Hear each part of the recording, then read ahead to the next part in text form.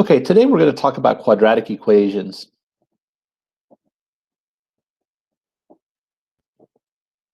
And if you remember, equations are mathematical sentences with an equal sign. And we're looking for the solutions. We're looking for the number that makes this true. And in order to do that, we've got lots of different techniques to solve. So for example, this one we're going to divide by 2, and we come up with x equals 5 halves. What that means is that 5 halves is a solution. If I were to plug it back in and check it, I do 2 times 5 halves. Does it equal 5? Because that's my original equation. My 2's cancel, and yes, 5 equals 5.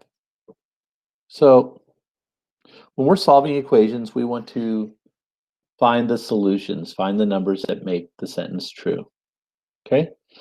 If you find yourself overwhelmed with trying to copy the notes as I'm lecturing, go ahead and put your pen down because this will be posted online. You can write down the notes afterwards. It might be good for you to just follow along like you're watching a nice math movie. Okay? Now, what makes an equation quadratic? Well, the short story is it has to have an x squared, not a higher power, and it must have an x squared. So for example, if I say x squared equals 16, and I want to say, well, what's the solution? Everyone naturally says, well, I'm going to do the square root. It's 4. But in fact, there's 2 solutions. When you do the square root of both sides, here's a rule. You have to do plus or minus on the other side. Listen to the words, plus or minus. That means that x equals positive square root of 16, or, and I want to see your ors, x equals negative radical 16. Okay? I come up with 2 solutions, 4 and negative 4. Put them in set brackets, and you're done. 2 solutions.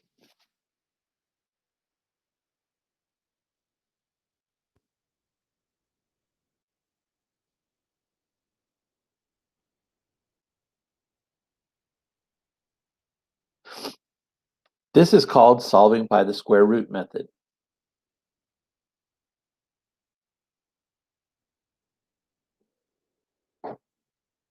Solving by square roots. Now, the solving by square roots can be expanded a bit. Let's take a look at another example. What if x squared equals 5? Well, wait a second, I don't know the square root of 5. What do I do? Well, I'm going to tell you. You take the square root. What do you have to do when you take the square root of both sides? Whenever you take the square root of both sides, you have to do plus or minus. So when I do that and that, I need my plus or minus over here. X equals positive square root of 5, or x equals negative square root of 5. Remember, it's plus or minus. This cannot be simplified. This cannot be simplified. And my answer is going to be negative square root of 5 and square root of 5. I can write it together, since it's a radical, as plus or minus radical 5. Neat.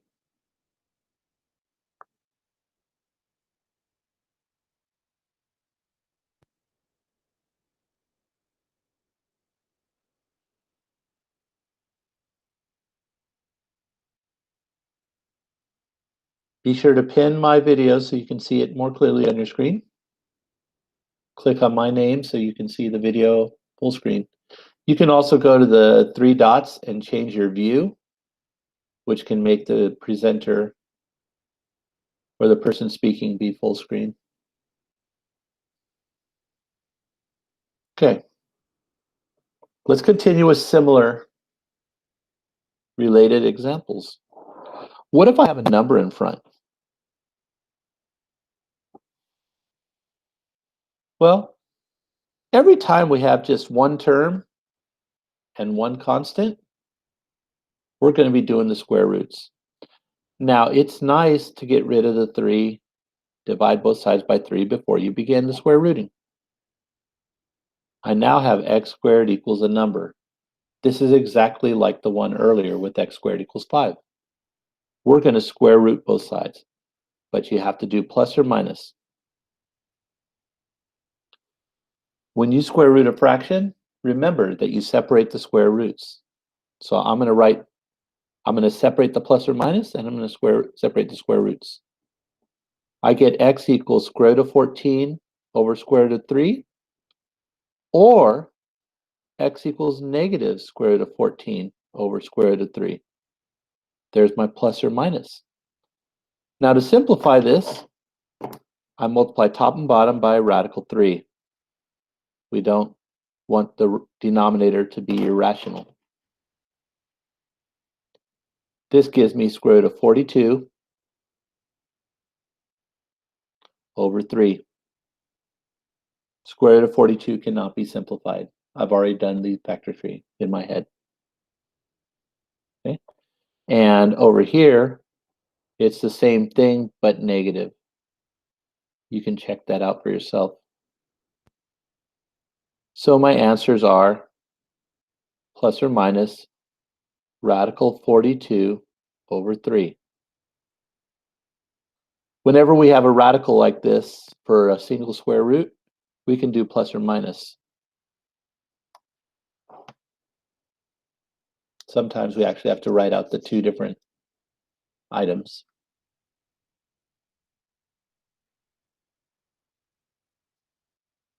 Any questions so far? If you have a question, you can also put it in the chat box.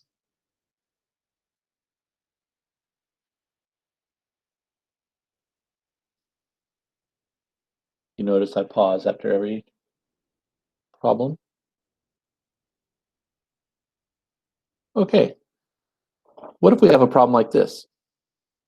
4x squared minus 10 equals 10. Okay.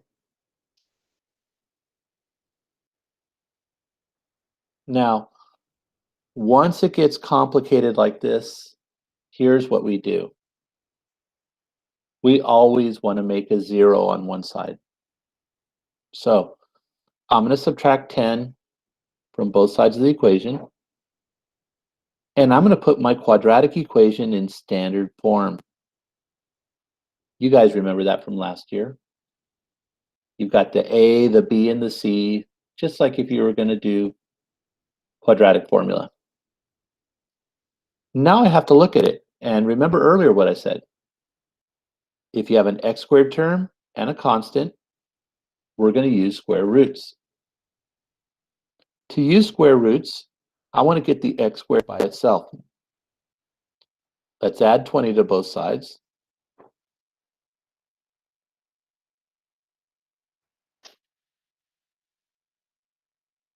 Let's divide both sides by 4. And then let's square root both sides. X equals plus or minus square root of 5. I can split it up, but it's already reduced. It's already simplified. Plus or minus square root of 5.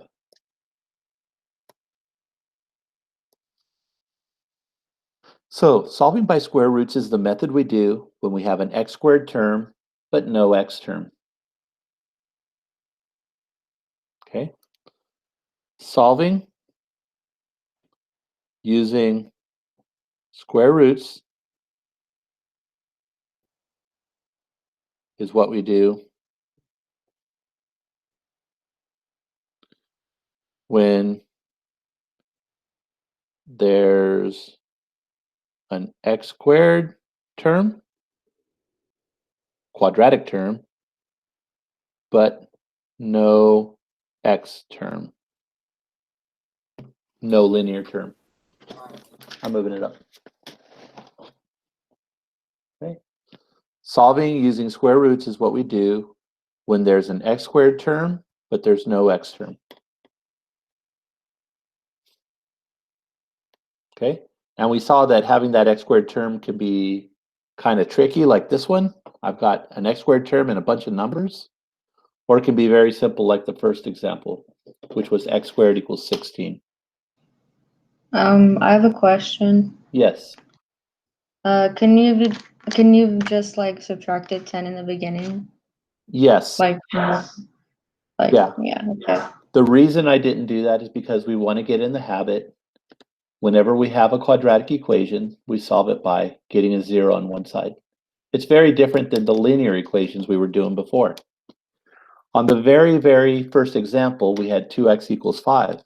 Well, we never solved those by getting a 0 on one side. But for quadratics, we 99% of the time want to get 0 on one side. We want it in standard form.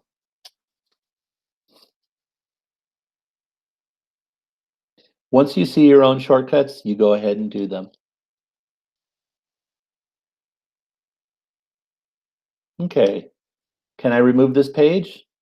If not, say pause.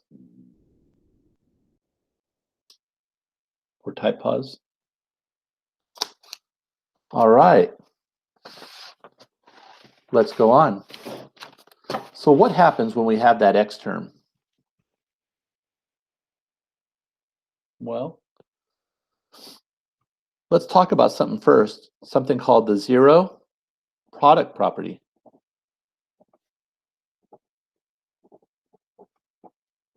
Here's what the zero product property says.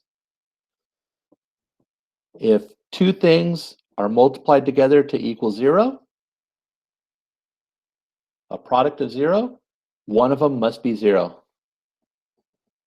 Then A equals 0 or B equals 0. I want to see your ors when you're doing your work. I want to see the ors.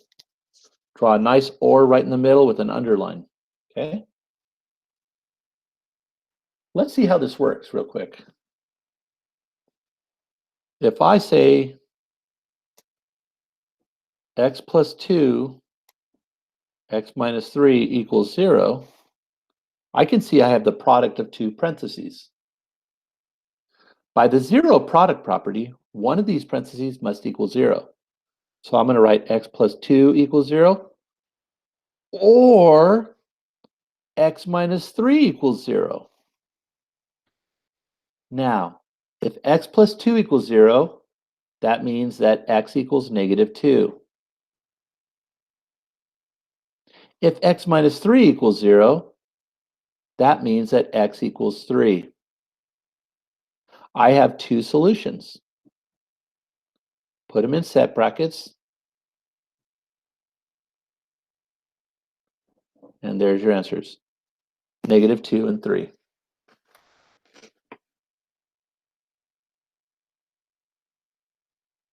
Now, how are we going to use this to solve quadratic equations?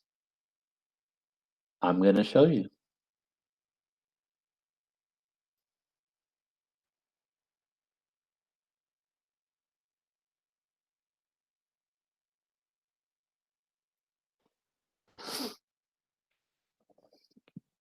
So earlier we had an x squared term, but no x term.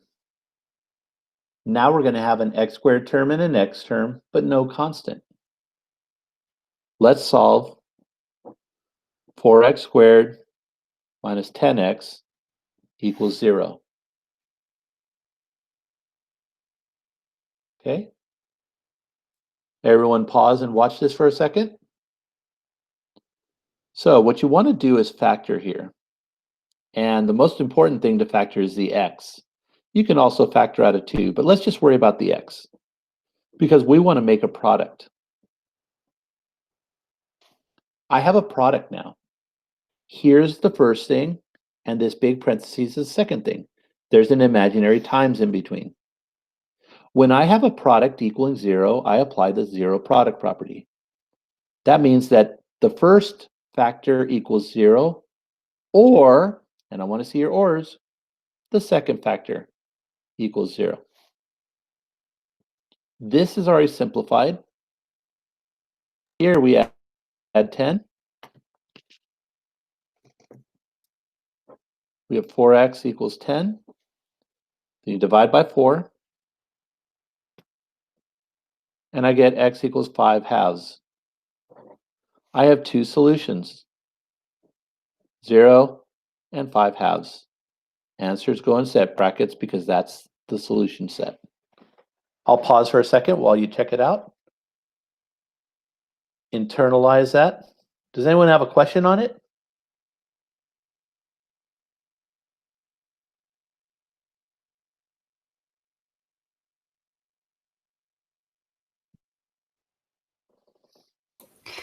Question. Yes.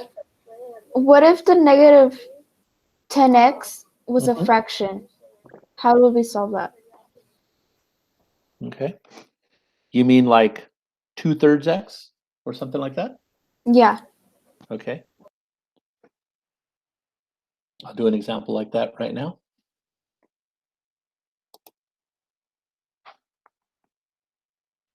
Okay.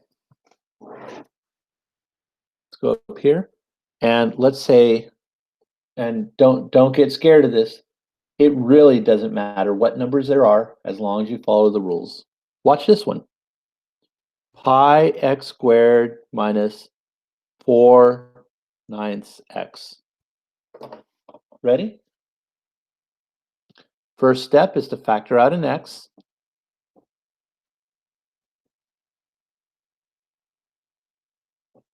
And remember, pi is just a number, 3.14. That's just how it looks. Okay.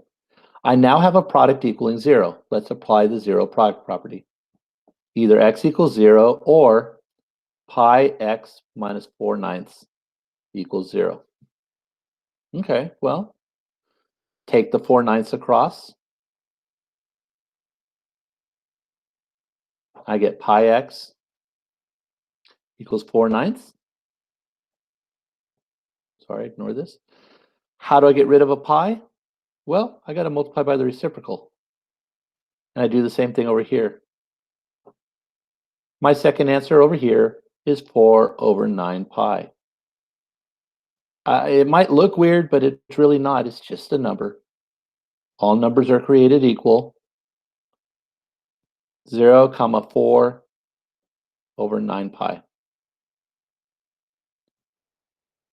Now, right here, at this point right here, if you wanted, you could do fraction busters and multiply both sides by 9. That's fine also. You'll get the same answer.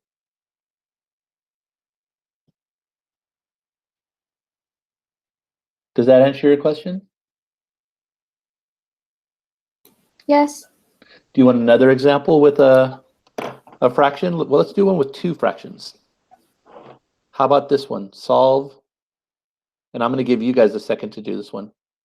2/3 x squared minus 1/5 x equals 0.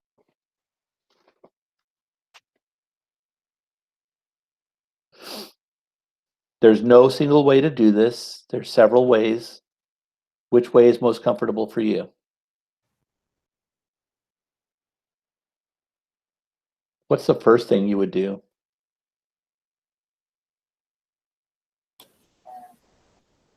Factor the x. Okay, let's factor the x. 2/3 x minus 1/5. Okay. I now have a product equaling 0. Either the first factor equals 0 or the second factor equals 0. And I want to see that or when you're showing your work. Notice I wrote the x on top. It doesn't matter if it's on the side or on top. It just can't be on the bottom. Think of this as an x over 1. This one's done. I'm going to add 1/5 to both sides.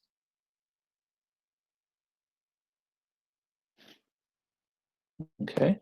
And I have 2/3 x is 1/5. Multiply both sides by the reciprocal. And I get x equals 3/10. My two answers are 0 and 3/10.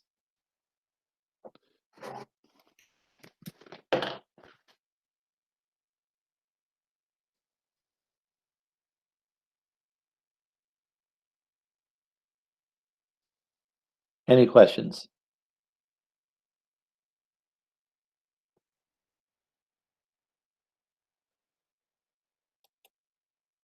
Okay, I'm going to pause the video right now. That's the end of part 1 of solving for quadratic equations.